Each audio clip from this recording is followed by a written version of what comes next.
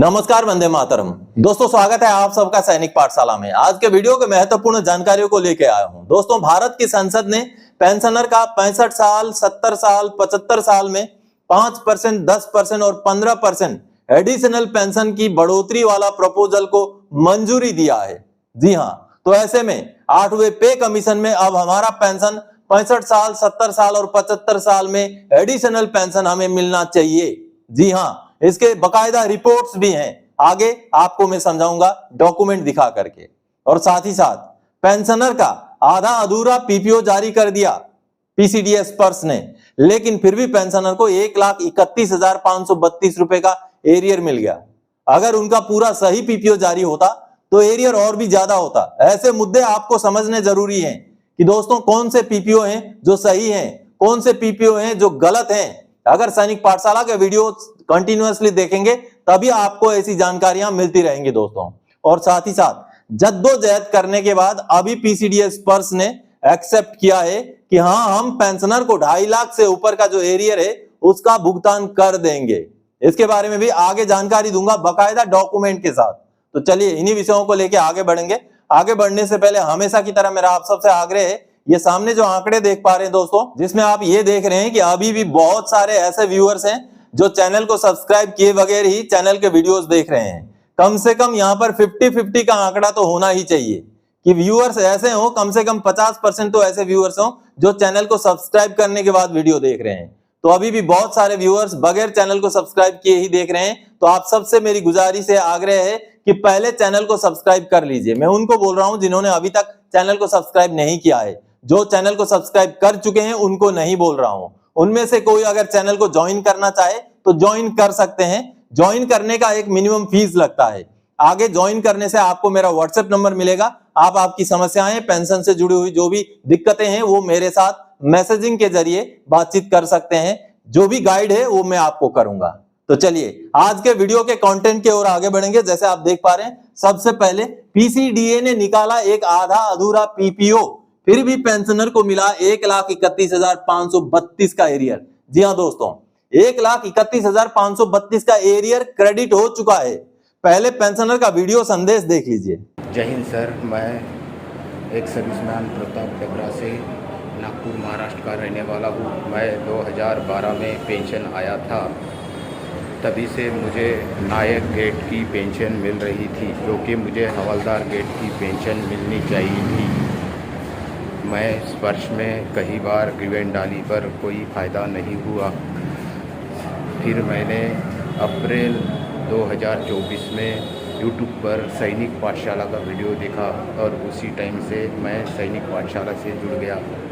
और सैनिक पाठशाला ने मुझे समय समय पर सही जानकारी देकर बहुत सारी प्रॉब्लम मेरी तभी सॉल्व कर दी। और आज नतीजा ये हुआ कि मुझे एमएससीपी हवलदार का पेंशन मिल रहा। और 2019 जुलाई से 2024 तक का एमएससीपी हवलदार का एरियर्स मेरे अकाउंट में 1,31,532 रुपये क्रेडिट हुआ, जो कि मेरे लिए बहुत खुशी की बात है। और ये सब सैनिक पाठशाला की वजह से हुआ, जो कि मैं उनका बहुत बहुत आभारी हूँ। तो आप सबने देखा दोस्तों, पेंशनर को ये एरियर भुगतान हो चुका है, लेकिन फिर भी ये जो एरियर का अमाउंट है ये आधा अधूरा है। क्यों आधा अधूरा है? क्योंकि इनका पीपीओ जो निकला है वो भी आधा अधूरा ही है। चलिए मैं डॉक्यूमेंट दिखाता हूं आपको। दोस्तों, ये जो स्पर्श का पीपीओ आप देख पा रहे हैं, ये एक आधा अधूरा पीपीओ है। मैं क्यों इसको आधा अधूरा पीपीओ बोल रहा हूं वो आगे आपको समझ में आएगा। लेकिन इस आधा अधूरे पीपीओ के निकलने के बावजूद भी पेंशनर को 1,31,532 रुपए का एरियर का भुगतान होता है। आप देखिए, ये फरवरी 2012 के रिटायरी हैं, डबरा से प्रताप आत्माराम जी हैं। इनको सिपाही रैंक से ये रिटायर हुए थे, नायक का एमएससीपी लेके रिटायर हुए थे, जबकि इनको 16 साल से ऊपर सर्विस की वजह से हवलदार का एमएससीपी लागू था, जो इनको नहीं मिला था, जिनको सैनिक पाठशाला से जानकारी मिलने के बाद अभी मिला है। लेकिन अभी भी ये आधा अधूरा ही पीपीओ है। दोस्तों, ये पीपीओ 17 जून 2025 का है। इस पीपीओ के निकलने के बाद पेंशनर के खाते में अभी एरियर 1,31,532 आ चुके हैं और इसका पेंशन स्लिप भी जून महीने का जनरेट हो चुका है, वो भी आगे दिखाऊंगा। लेकिन इस पीपीओ को मैं आधा अधूरा क्यों बोल रहा हूं, आप देखिए। जुलाई 2019 से जून 2024 तक के लिए इनका पेंशन बढ़ा करके 21,782 कर दिया। उसके साथ ही साथ जुलाई 2024 से इनका पेंशन बढ़ा करके 22,476 भी कर दिया। लेकिन ये तो 2012 के रिटायरी हैं, तो 2012 यानी कि इनका रिटायरमेंट के डेट से लेकर के जून 2019 तक का कोई हिसाब किताब इस पीपीओ में नहीं है। लेकिन बावजूद इसके जुलाई 2019 से लेकर जून 2024 तक का इन पेंशनर का जो एरियर बन रहा है वो 1,31,532 रुपए, जिसका अभी भुगतान हो चुका है।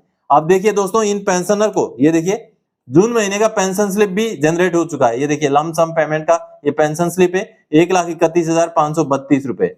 लेकिन ये जो पीपीओ इनको दिया गया है ये आधा अधूरा पीपीओ है।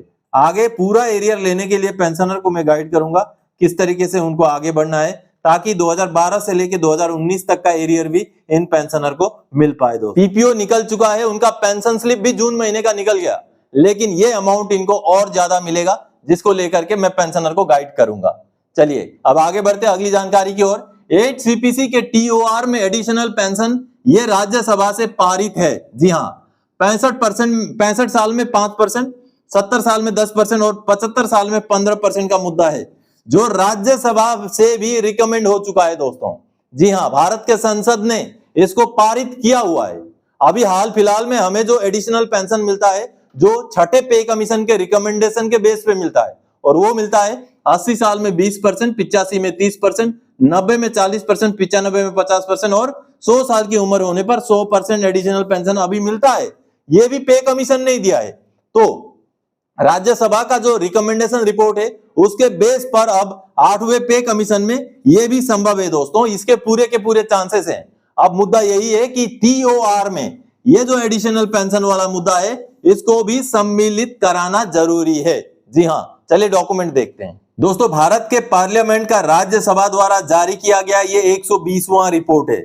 इस रिपोर्ट में एडिशनल पेंशन की बड़ी जानकारी सामने आई है दोस्तों राज्यसभा के ही 110वें रिपोर्ट में एडिशनल पेंशन 65 साल से ही शुरू करने का रिकमेंडेशन किया गया था, जिसके बारे में अपडेट इस रिपोर्ट में भी दिया गया है, 120वां रिपोर्ट में दिया गया है, जो कहीं ना कहीं आने वाले समय में 8वें पे कमीशन में एक बहुत बड़ा हथियार हो सकता है, क्योंकि राज्यसभा से भी जो मुद्दा रिकमेंड हो चुका है उस मुद्दे को पे कमीशन में सम्मिलित करना बड़ा आसान होगा। क्योंकि दोस्तों आप सबको बता दूं, एडिशनल पेंशन जो अभी 80 साल से मिलता है वो छठे पे कमीशन ने ही शुरू किया था। तो ऐसे में राज्यसभा का इसी रिकमेंडेशन का बेस पर 8वां पे कमीशन हमारा एडिशनल पेंशन 65 साल से शुरू कर सकता है। जी हाँ, इस रिपोर्ट का पेज नंबर 17 में मैं आपको लेके चलता हूं, जहां इसके बारे में डिटेल्स में कहा गया है। अब दोस्तों 17 नंबर पेज का ये पैराग्राफ नंबर 2.25 है, आप देख पा रहे हैं। ये देखिए, ये पेज नंबर 17 है। पेज नंबर 17 का ये जो पैराग्राफ है, इस पैराग्राफ में क्लियरली लिखा हुआ है, ये यहां पर अगर आप देखेंगे रिकमेंडेशन हुआ था, the committee is of the view that the government should sympathetically consider the demand of pensioners association for 5% additional quantum of pension on attaining the age of 65 years, 10% on 70 years, 15% on 75 years and 20% on 80 years to the pensioners. The committee recommend DOPPW to pursue vigorously with the finance ministry and apprise the committee of the outcome. यानी कि दोस्तों 65 साल से ही additional pension देना शुरू किया जाए, ऐसा रिकमेंडेशन राज्यसभा द्वारा दिया गया था। अब इसके ऊपर जो ये 120वां रिपोर्ट है, इसमें क्या कहा गया है ये आपको समझना जरूरी है, क्योंकि कहीं ना कहीं सरकार ने उस टाइम में मना तो कर दिया था, लेकिन अब 8वें पे कमीशन में इस मुद्दे को पारित कराना आसान हो जाएगा। आप देखिए, the matter was re-examined in the department and with reference to the justification given in the 110 report of the committee itself and the grounds given in the 6 CPC recommendation for additional pension to pensioner family pensioner of 80 years and above. The purpose was sent to Department of Expenditure to consider the proposal for grant of 5% additional quantum of pension on attaining the age of 65 years, 10% on 70 years, 15% on 75 years and 20% on 80 years to the pensioners, family pensioners wide note dated 19 मई 2022। यानी कि कहीं ना कहीं दोबारा से जो है department को भेजा गया था ये रिकमेंडेशन, लेकिन अभी भी ये रिकमेंडेशन पेंडिंग है।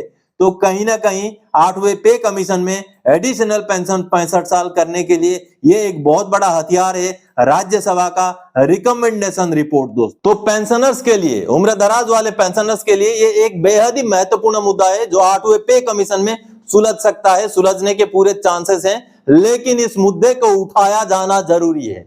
चलिए अब आगे बढ़ते हैं अगली जानकारी की ओर। कई बार के कोशिश के बाद पीसीडीएस स्पर्श ने मान लिया हम जल्द कर देंगे 2,53,106 का एरियर का भुगतान। जी हाँ, अभी भी बहुत सारे पेंशनर्स हैं जिनको उनके सटीक जो पुराने सर्कुलर हैं उसका एरियर नहीं मिला है, तो ऐसा ही एक मसला है। चलिए पहले डॉक्यूमेंट देखते हैं। दोस्तों सबसे पहले तो स्टेट बैंक ऑफ इंडिया का सीपीपीसी द्वारा जारी किया गया ये लेटर आपको मैं दिखाना चाहूंगा। इस लेटर में सीपीपीसी ने कहीं ना कहीं ये एक्सेप्ट किया कि 631 सर्कुलर जो कि 2006 से पहले रिटायर हुए ऑनरेरी न्यायसूदार या उनके फैमिली पेंशनर को लागू था, उसका एरियर हमने नहीं भुगतान किया, यह एक्सेप्ट किया है। ऑनरेरी न्यायसूदार नंदलाल सुंडी जी का ये केस है और सीपीपीसी ने ये माना है कि हमने भुगतान नहीं किया है, जो कि 1 जनवरी 2006 से 30 जून 2014 तक का एरियर बनता था और उनका एरियर बन रहा था 2,53,106 रुपए, जिसका डिटेल में कैलकुलेशन शीट भी नीचे जारी किया गया। ये देखिए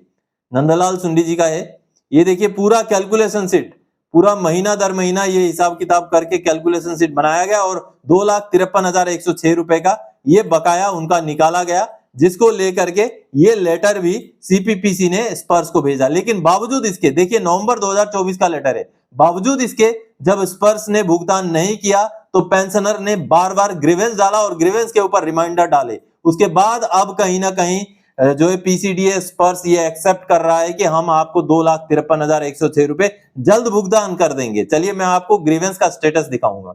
आप यहाँ पर सीपी ग्राम्स का ग्रीवेंस का स्टेटस देख पा रहे हैं। ये देखिए पेंशनर ने अपना non payment certificate calculation sheet को अटैच करके ये ग्रीवेंस डाला था, जिस ग्रीवेंस में अभी रिमार्क आया है 17 जून 2025 को ये रिमार्क दिया गया है। रिमार्क में क्या कहा गया है, in this regard arrears to the tune of ₹253,106 यानी कि 2,53,106 on account of pension revision has been processed and will be credited to your bank account in the next payment cycle. यानी कि 17 जून 2025 को बोला जा रहा है पेंशनर को कि हम अगले पेमेंट साइकिल में जल्दी ही आपका ये जो एरियर का अमाउंट है उसका भुगतान कर देंगे। लेकिन ये ग्रीवेंस भी डाला गया था, देखिए मार्च 2025 में, इतना आसानी से ये रिप्लाई नहीं मिला है। इसके बाद भी पेंशनर ने ये देखिए कई बार इसका रिमाइंडर डाला, ये आप देख पा रहे हैं। कई बार रिमाइंडर डालने के बाद अभी जाकर के पीसीडीए ने एक्सेप्ट किया है कि उनका एरियर का भुगतान जल्द से जल्द कर दिया जाएगा। ये मसला है एरियर 631 सर्कुलर का। अगर आप भी 2006 से पहले के रिटायरी हैं और ऑनरेरी नायब सुधार रैंक के रिटायरी हैं या उनके फैमिली पेंशनर हैं, तो आपको भी 631 सर्कुलर का एरियर लागू है। अगर आपको लागू है तो आप मुझे व्हाट्सएप में संपर्क कीजिए। आपके पास मेरा व्हाट्सएप नंबर नहीं है तो चैनल को ज्वाइन कीजिए, आप मुझे व्हाट्सएप कीजिए, मैं आपको एक फॉर्म भेज दूंगा, ब्लैंक फॉर्म, जिसको भर के आप जब केस प्रोसेस करेंगे तो आपको मिलेगा 631 सर्कुलर का एरियर, अगर अभी तक नहीं मिला है तो दोस्तों आज के इस वीडियो में इन्हीं जानकारियों के साथ आया था। आगे और कोई जानकारीदायक आपसे सरोकार रखने वाला विषय लेके मैं फिर से हाजिर हो जाऊंगा। तब तक के लिए जय हिंद दोस्तों।